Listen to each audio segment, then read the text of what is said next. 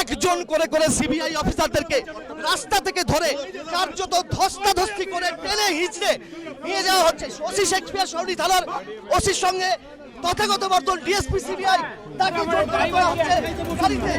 Kolkata police CBI চাপানোতর চলছিলই, Sarada কাণ্ডে তদন্তে রবিবার সন্ধ্যায় তা নেমে এলো রাজপথে। রাস্তাতেই সিবিআই পুলিশ ধস্তাধস্তি।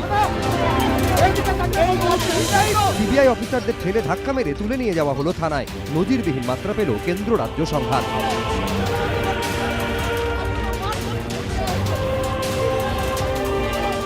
ঘটনার সূত্রপাত রবিবার সন্ধ্যায়। সাংবাদিক বৈঠকে জাভেদ শামীম দাবি করেন, সারদা কাণ্ডে কলকাতার পুলিশ কমিশনারকে নিয়ে গত কয়েকদিন ধরে যে খবর প্রচারিত হচ্ছে তা ভিত্তিহীন। কাল বিকেল থেকে আমরা নোটিস করেছি যে stories both in the electronic media, print media, social media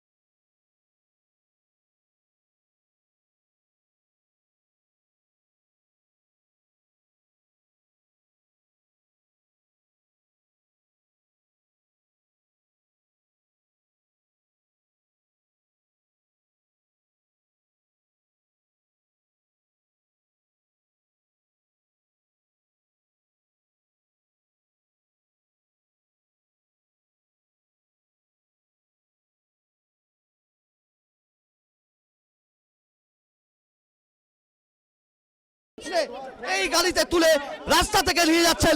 তিনি যেতে চাননি, তাকে ঘাড় ধরে এই গাড়ির মধ্যে ঢোকানো হয়েছে। তার তিনি এখনো বেরিয়ে আসতে চাইছেন, কিন্তু কোনো উপায় নেই। কার্যত তাদেরকে আটক করে, রাস্তা থেকে আটক করে সিবিআই অফিসারদেরকে এই গাড়িতে করে নিয়ে যাওয়া হচ্ছে।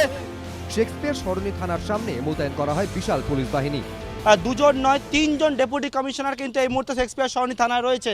পাশাপাশি লালবাজার থেকে কিন্তু কলকাতা পুলিশের অ্যান্টি রাউডি সেকশন এআরএসের টিম, সেই এআরএসের টিমও কিন্তু এই মুহূর্তে শেক্সপিয়ার সরণি থানায় এসে পৌঁছেছে। এখনও পর্যন্ত সিবিআইয়ের টিম কিন্তু শেক্সপিয়ার সরণি থানার মধ্যে রয়েছে। অন্যদিকে সন্ধে 6:45 নাগাদ পুলিশ কমিশনারের বাড়িতে পৌঁছন মুখ্যমন্ত্রী মমতা বন্দ্যোপাধ্যায়।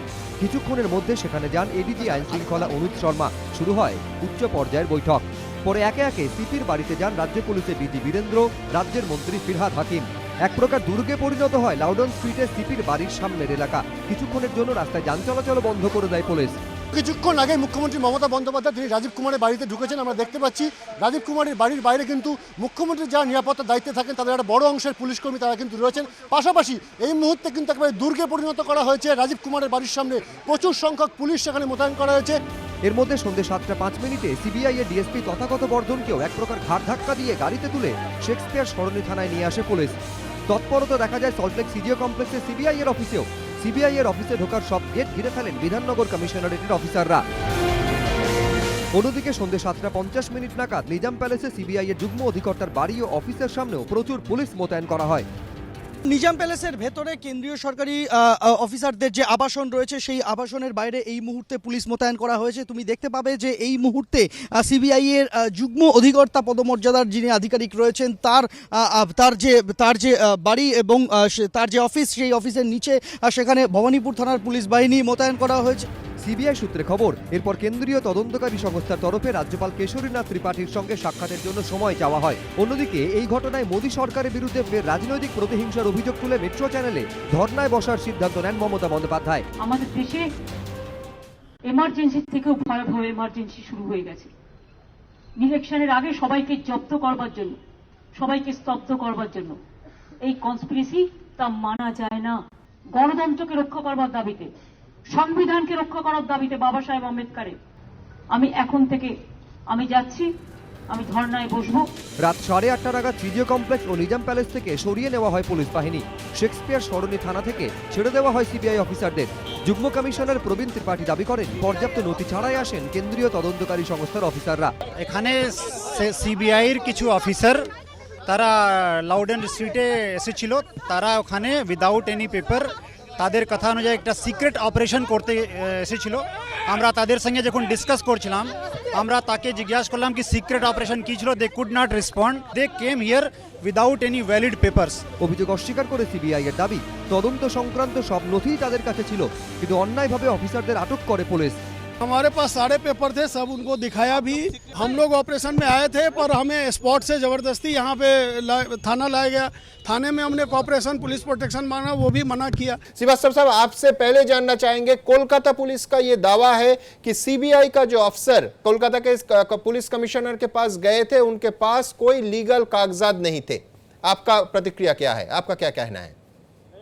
सारे लीगल रिक्वायरमेंट पूरी करके गए थे और उनको कोऑपरेट करना चाहिए।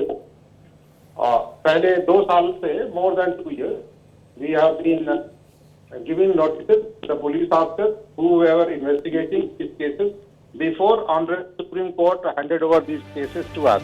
রাত 8:38 নাগাদ শেক্সপিয়ার সরণি থানায় যান কলকাতার পুলিশ কমিশনার রাজীব কুমার। অন্যদিকে মেট্রো চ্যানেলেও শুরু হয়ে যায় তৃণমূলের ধর্ণা, সেখানেও দেখা যায় পুলিশ কমিশনারকে। রাত 9টা সিডিও কমপ্লেক্স ও নিজাম প্যালেস ঘিরে ফেলে কেন্দ্রীয় বাহিনী। এবিপি আনন্দ।